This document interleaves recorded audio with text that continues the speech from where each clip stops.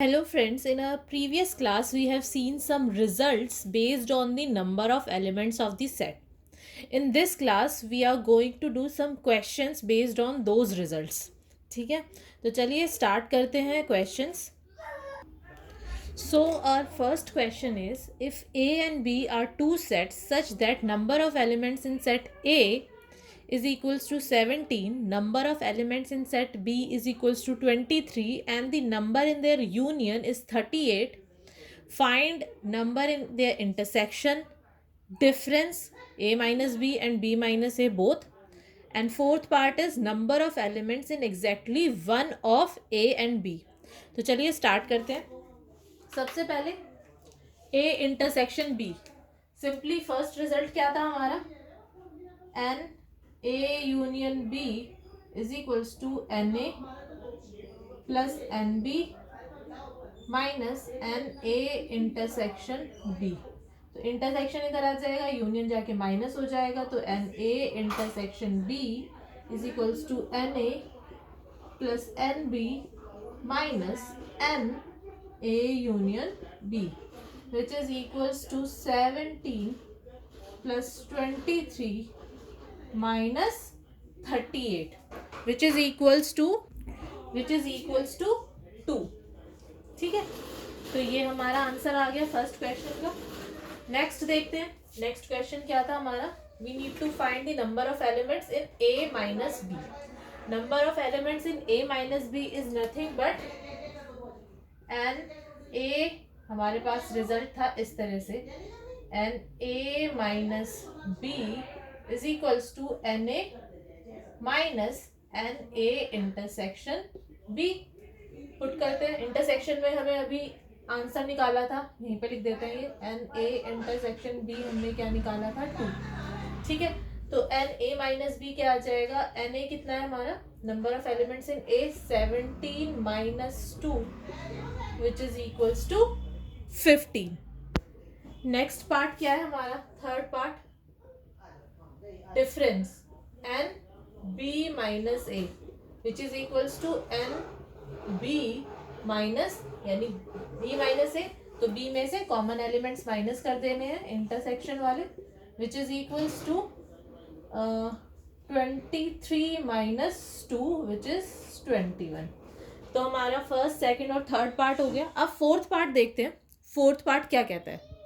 Our fourth part is number of element in exactly one of A and B. यानी हमें कौन सा number निकालना है, जो सिर्फ कौन से एलिमेंट्स निकालने हैं जो सिर्फ A और B में हो, सिर्फ और सिर्फ exactly one of the sets, यानी कॉमन एलिमेंट्स हमें नहीं चाहिए. अब इस पे बेस्ड शायद से रिजल्ट हमने नहीं पढ़ा है. ठीक है, तो क्या करें? चलिए देखते हैं. मैंने क्या कहा था, जब भी इस तरह के क्वेश्चन आए, आपको समझ में ना आए कि कौन सा रिजल्ट अप्लाई करना है, तो just make a Venn diagram. उसकी हेल्प से आप क्वेश्चन को इजीली फाइंड आउट कर सकते हैं. ठीक है, तो चलिए देखते हैं.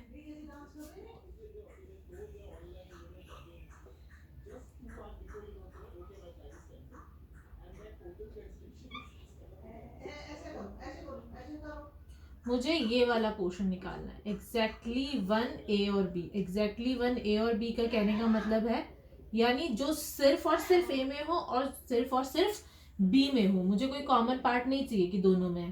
तो क्या कर सकती हूँ? ए में एग्जैक्टली कितने नंबर होंगे? एग्जैक्टली ए. एग्जैक्टली ए का मतलब क्या है कि ए सेट में से ये कॉमन पोर्शन माइनस कर दूं. Exactly A is equals to exactly N A. क्या हो जाएगा हमारा? N A minus N A intersection B, है ना. एग्जैक्टली बी क्या हो जाएगा? बी में से ये कॉमन पोर्शन माइनस कर दूं, B minus N A intersection B. तो exactly N A and N B. ठीक है, एग्जैक्टली ए और बी में कितने एलिमेंट होंगे? N A plus N B minus twice of N A intersection B. Clear है ये आपको? कैसे किया, एग्जैक्टली ए यानी सिर्फ और सिर्फ ए के एलिमेंट, तो ए के एलिमेंट में से कॉमन पोर्शन यानी इंटरसेक्शन हमने माइनस कर दिया। देन एग्जैक्टली बी, कहने का मतलब सिर्फ बी के एलिमेंट सिर्फ जो बी में हो और किसी में ना हो, तो हमने कॉमन पोर्शन माइनस कर दिया बी में से, दोनों में सिर्फ उन्हीं में हो, मतलब सिर्फ एक ही सेट में हो, कॉमन पोर्शन नहीं चाहिए, तो हम क्या करेंगे, N A plus N B minus twice of N A intersection B, तो which is nothing but 17 plus 23 minus 2 into intersection हमने क्या निकाला था 2, तो इसको सॉल्व कर देंगे which is equals to 36। Clear है। जब भी आप क्वेश्चन करें, और या तो आपके पास चॉइस है, इधर you can apply the direct result, and if you are not getting कि which result is need to be applied, then what will you do, just make a Venn diagram, and with the help of the Venn diagram you will easily find out that which result or what kind of result you have to apply. ठीक है, even if there are some result which we have not discussed, हमने कुछ result थे सारे के सारे हमने discuss नहीं किया या फिर हमें नहीं पता, जैसे कि इस केस पे हमने फोर्थ केस पे हमने क्या किया, एग्जैक्टली ए एंड बी हमें चाहिए था, ये रिजल्ट हमने डिस्कस नहीं किया था। ठीक है, तो आपने क्या किया, वेन डायग्राम की हेल्प से आपको पता चल गया कि आपको कौन से नंबर चाहिए, तो just make a Venn diagram, understand it, what is the question is saying, and then apply the result. Clear है। चलिए नेक्स्ट क्वेश्चन करते हैं। Our next question is very interesting one, please ध्यान से देखिए। Let A and B be two sets and U be the universal set such that N A is equals to 25, N B is equals to 28 and N you is equals to 15। कहने का मतलब है set ए में 25 elements है, set B में 28 elements है, and universal set में 50 elements है। तो हमें बताना है कि what could be the greatest value of A union B and what could be the least value of A intersection B. ठीक है, तो चलिए स्टार्ट करते हैं। We know that A union B contained in universal set, है ना। अगर Venn diagram देखें तो जनरली हम क्या करते हैं, A and B is nothing but the subset of universal set, तो जो इनकी यूनियन होगी वो कंटेन्ड होती है यूनिवर्सल सेट में, है ना। तो जो नंबर होगा ए यूनियन बी का वो लेस देन और equal to number of universal set होना चाहिए। लेस देन तो ठीक है, आपको समझ में आ गया, और इक्वल टू का अगर मैं सेट इस तरह से ना लेके ऐसे पार्टीशन ले लूं ए एंड बी, तो ये इनका जो यूनियन होगा ए और बी का वो क्या हो जाएगा, यूनिवर्सल सेट। ठीक है, ये सिर्फ समझाने के पर्पज से मैंने लिया है। तो A union B contained in U और as a subset of universal set, तो number of elements in the union is less than equal to number of elements in the union. इससे या तो कम होंगे या फिर ज्यादा होंगे। अब हमें greatest value of A union B find out करनी है, तो ग्रेटेस्ट वैल्यू क्या हो जाएगी, जो नंबर यूनिवर्सल सेट का होगा, है ना। यानी जितने एलिमेंट्स, अगर इन दोनों की यूनियन में ग्रेटेस्ट नंबर क्या हो सकता है कि सारे के सारे एलिमेंट्स आ जाए यूनियन के, कोई भी एक एलिमेंट ना बचे, तो ग्रेटेस्ट वैल्यू ऑफ, तो यहां से आ जाता है this implies number of A union B is less than equals to 50, the greatest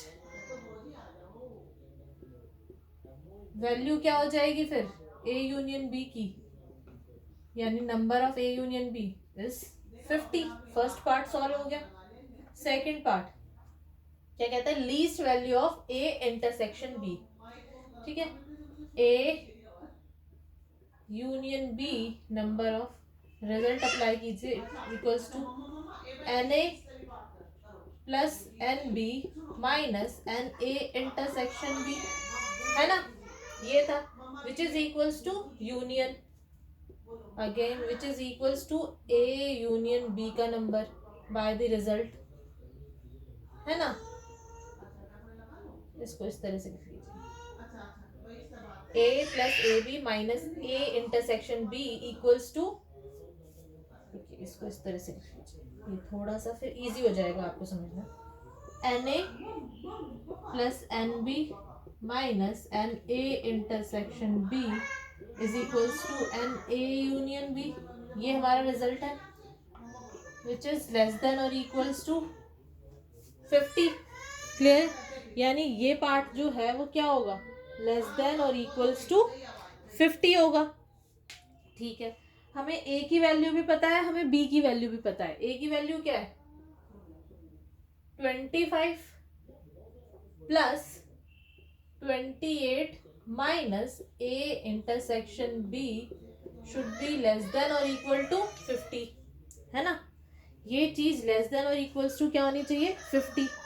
solve करते हैं इनइक्वालिटी, तो क्या आ जाएगा ये 53 minus 50 should be less than और equal to N intersection B, sorry greater than, ये इधर आ गया 50 इधर जाके माइनस हो गया, सो 3 इज लेस देन और equal to N A intersection B. अब देखिए ए इंटरसेक्शन बी जो है हमारा ग्रेटर देन और इक्वल टू 3 आएगा। ठीक है, या तो 3 होगा या इससे बड़ा होगा। क्लियर है, सॉल्व करके हमने निकाला। ठीक है, इनइक्वालिटी में कोई डाउट या कोई भी क्वेरी हो तो आप मेंशन कर सकते हैं, otherwise I have simply solve the inequality. Inequality solve कर किस तरह से सॉल्व करते हैं, ये था दोनों साइड हमने ये प्लस कर दिया, प्लस करते हैं अगर सेम साइड तो इनइक्वालिटी पे कोई फर्क नहीं पड़ता अगर हम पॉजिटिव नंबर से प्लस करते हैं, and the number of elements in a set is always positive, तो मैंने बोथ साइड नंबर ऐड कर दिए तो ये क्या आ गया। ठीक है, इस तरह से सॉल्व हो गया ये, तो मेरा आ गया 3 is less than equals to N A intersection B, और A intersection B is greater than और इक्वल टू 3, यानी या तो 3 होगा या फिर 3 से बड़ा होगा। तो लीस्ट वैल्यू क्या हो गई, लीस्ट वैल्यू इसकी हो गई इंटरसेक्शन की 3, लीस्ट वैल्यू। ठीक है, लीस्ट वैल्यू हमें फाइंड आउट करनी थी। So if a intersection b number in the intersection is greater than equals to 3, so least value would be 3। ठीक है, क्लियर है, ये क्वेश्चन समझ में आ गया। अगर कोई डाउट है इस क्वेश्चन में या फिर इससे पहले वाले क्वेश्चन में तो अगेन कमेंट कीजिए और बताइए, ताकि हम आगे आने वाले ट्यूटोरियल क्लासेस में हम ट्यूटोरियल क्लासेस 100% लेंगे। बट अगर आपके कोई डाउट्स ही नहीं होंगे तो ट्यूटोरियल क्लासेस में किस चीज़ की लूँगी। तो अपने जो भी डाउट्स हैं, जो भी क्वेरीज हैं वो कमेंट सेक्शन में लिखिए, ताकि हम उसको ट्यूटोरियल क्लासेस में सॉल्व कर सकें। हमारी जो नेक्स्ट प्रॉब्लम है वो एक वर्ड प्रॉब्लम है, तो देखते हैं। In a group of 50 people 35 speak Hindi, 25 speak both Hindi and English, and all people speak at least one of the two languages. How many people speak English. तो हमें दिया हुआ है कि in a group of 50 people 35 जो है वो हिंदी बोलते हैं, 25 जो है वो बोथ बोलते हैं, यानी हिंदी भी बोलते हैं इंग्लिश भी बोलते हैं, they are bilingual, and all the people in the group, यानी जितने भी लोग हैं ग्रुप में वो एटलीस्ट एक लैंग्वेज तो बोलते ही हैं, यानी या तो हिंदी बोलते हैं या इंग्लिश बोलते हैं या फिर दोनों बोलते हैं। एटलीस्ट का मतलब है कि ईदर वन और बोथ। ठीक है, how many people speak English, we need to find how many people are there who speak English। ठीक है, तो चलिए स्टार्ट करते हैं। लेट हिंदी स्पीकिंग को हम H से डिनोट करते हैं, तो number of people speaking Hindi is 35, 25 speak both Hindi and English, यानी जो कि दोनों बोलते हैं, कॉमन पीपल हैं हिंदी एंड इंग्लिश के, that is 25, and all the people speak at least one of the two languages, यानी तो जितने भी लोग हैं ग्रुप में वो दोनों में से एक लैंग्वेज तो बोलते ही बोलते हैं, या तो हिंदी या इंग्लिश या दोनों। यानी ये क्या हो गया हमारे पास जो टोटल नंबर हो गया, ये यूनियन हो गया हिंदी और इंग्लिश का, Hindi and English speaking people का। ठीक है, क्योंकि यहाँ पे लिखा हुआ है कि सारे लोग उनमें से एक ना एक लैंग्वेज तो बोलते हैं, यानी या तो वो हिंदी बोलते हैं या इंग्लिश बोलते हैं या फिर कॉमन वाले भी इसमें आ गए यूनियन में 50। तो हमें फाइंड आउट करना है एन इंग्लिश, यानी number of people speaking English. Easy है, रिजल्ट लगा देते हैं, N H union E is equals to N H plus N E minus N H intersection E, which is 50 minus 50 is equals to 35, and English हमें find out करना है, this is 25, ठीक है ना, which is equals to 50 is equals to 10 plus NE, which is nothing but NE, number of English speaking is 50 minus 10, 40. यानी there are 40 people in the group who speaks English. ठीक है, हमें पूछा गया है who speak English, not only English, all those people who speak English. तो English language बोलते हैं, इनमें वो वाले लोग भी होंगे जो बोथ लैंग्वेज बोलते हैं. अगर इसी को मैं एक्सटेंड करूं, find the number of people who speaks only English. अब क्या करें, हिंदी, इंग्लिश, हमें कौन सा निकालना है, ओनली इंग्लिश. तो ओनली इंग्लिश के केस में क्या करेंगे, इंग्लिश में से इंटरसेक्शन माइनस कर देंगे, तो वो हो जाएगा N E minus H intersection ई,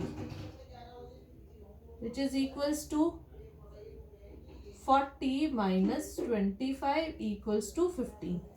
क्लियर. इस तरह से आपके क्वेश्चन आएंगे. नहीं समझ में आता है आपको तो एक बार वेन डायग्राम की हेल्प से रिजल्ट लगाने की कोशिश कीजिए, अगर आपको नहीं पता चल रहा है कि कौन सा रिजल्ट लगाना है.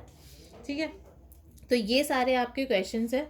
नेक्स्ट क्लास में हम इससे थोड़े से अपर लेवल के 3 ग्रुप्स पे बेस्ड क्वेश्चंस करेंगे.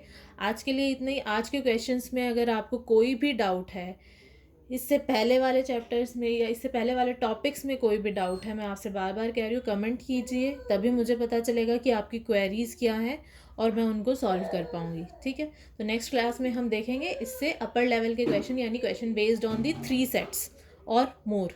ठीक है, चलिए, thank you for today's class.